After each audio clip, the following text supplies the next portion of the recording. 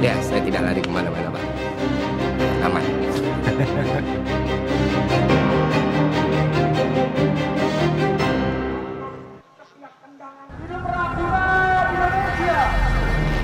Ruang digital lagi-lagi jadi sorotan dalam penyampaian kritik.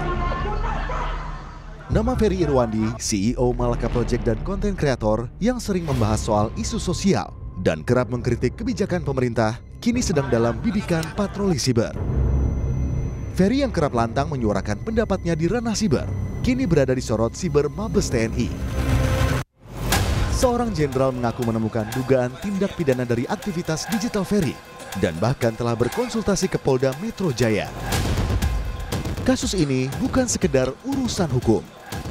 Kasusnya membuat publik menyoroti di mana batas militer dalam kehidupan sipil dan bagaimana nasib kebebasan berpendapat di negeri ini. Di balik wajah muda dengan kata-kata lantang, ada jejak panjang perjalanan Ferry Irwandi. Ferry pernah menjadi pegawai di Kementerian Keuangan sebelum akhirnya memilih mundur dan menempuh jalan berbeda. Jalan sebagai aktivis digital. Oktober 2023, ia mendirikan Malaka Project, sebuah ruang kreatif, edukatif, dan budaya yang menggandeng tokoh populer untuk menyalakan api kritis generasi muda. Tapi api itu kini justru dikepung badai. Komandan Satuan Siber Mabes TNI, Brigjen Juwinta Omboh Sembiring, menyebut telah menemukan indikasi tindak pidana dari aktivitas Ferry melalui patroli siber. Tanpa penjelasan rinci, sang jenderal memilih melangkah ke Polda Metro Jaya untuk berkonsultasi hukum. Kami temukan beberapa fakta dugaan tindak pidana yang dilakukan oleh saudara Ferry Irwandi.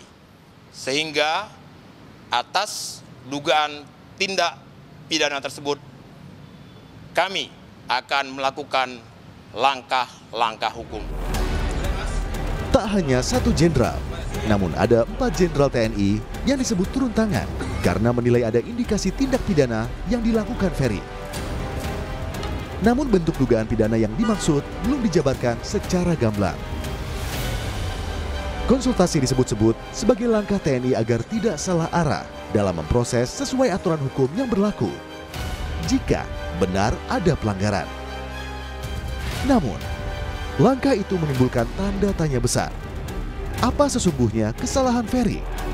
Apakah ujaran kebencian, fitnah, atau sekedar kritik yang dianggap mengganggu? Tidak tinggal diam, Ferry lewat akun media sosialnya akan menghadapinya dan bilang dirinya tak lari kemana-mana. Dan saya harus konfirmasi pesan atau apapun nggak pernah sampai ke saya. Jadi itu aja sih. Dan kalau misalnya tindakan ini dianggap bikin saya takut, khawatir, cemas, tidak Pak. Saya akan jalani, saya nggak akan play victim, rengek-rengek, tidak. Gitu. Kalau memang mau diproses hukum ya, ini kan negara hukum, kita jalani bersama gitu. Ya, saya tidak lari kemana-mana Pak. Langkah TNI membidik Ferry Irwandi memantik gelombang kritik. Aktivis HAM Usman Hamid menyebut, tindakan TNI ini sudah di luar tugas pokoknya sebagai penjaga keamanan negara. Mengenai ancaman siber yang diselidiki TNI, seharusnya menurut Usman adalah ancaman terhadap pertahanan negara. Sehingga ia menilai tindakan TNI melaporkan Ferry adalah bentuk ancaman kebebasan berekspresi. Saya kira tindakan itu adalah tindakan yang tidak sepatutnya dilakukan karena berada di luar tugas pokok dan fungsi dari TNI.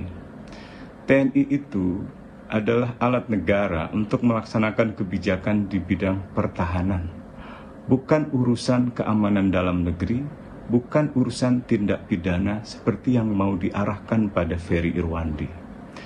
Kalaupun kita mau berbicara tentang ancaman cyber, seperti yang dimaksud oleh Komandan Satgas Cyber Mabes TNI, maka ancaman cyber yang dimaksud adalah ancaman cyber pertahanan atau cyber defense, bukan ancaman cyber segala ancaman. Kalau begini caranya, ini namanya ancaman terhadap kebebasan berekspresi.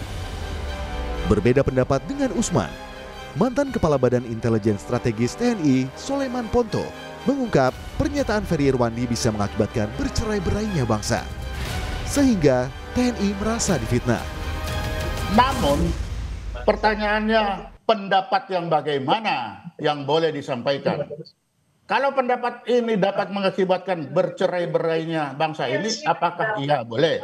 Yang pertama, kalau pendapat itu mengandung fitnah, apakah itu boleh? Nah, kan itu pertanyaannya. Nah, TNI sekarang ini yang dia sampaikan itu karena merasa difitnah. Dengan apa? Mahkamah Konstitusi dalam putusannya menyatakan institusi negara termasuk TNI bukan subjek hukum yang bisa melaporkan pencemaran nama baik. Wakil Direktur Siber Polda Metro Jaya AKBP Fian Yunus menjelaskan dugaan tindak pidana yang dikonsultasikan pihak TNI adalah dugaan pencemaran nama baik terhadap institusi yang dilakukan Ferry Irwandi. Putusan MK kan institusi kan nggak bisa melaporkan, harus pribadi kalau pencemaran nama baik. Kan itu maksudnya kalau tidak pidana yang Ferry Irwandi, pencemaran nama baik, ya. Terhadap institusi atau terhadap seorang institusi?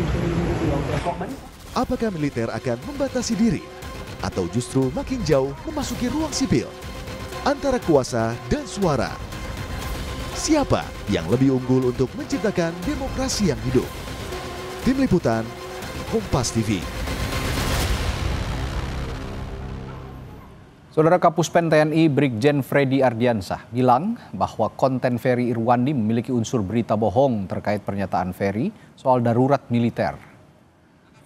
Kapuspen TNI bilang bahwa apa yang disampaikan oleh Ferry Irwandi soal darurat militer itu sangat menyesatkan. TNI juga berjanji akan selalu berada dalam koridor yang jelas, tegak lurus pada kekuasaan tertinggi negara, yaitu Presiden. Wah, itu salah besar itu kalau dikait-kaitkan sama darurat militer itu. Makanya itu kemarin Dansat Cyber juga menyampaikan secara gamblang dan jelas ya bahwa ada unsur-unsur penyebaran berita bohong di situ. Ya, udah disanggah berulang kali baik itu oleh Wapang TNI, Wakil Panglima TNI maupun oleh Menhan sendiri ya terkait itu.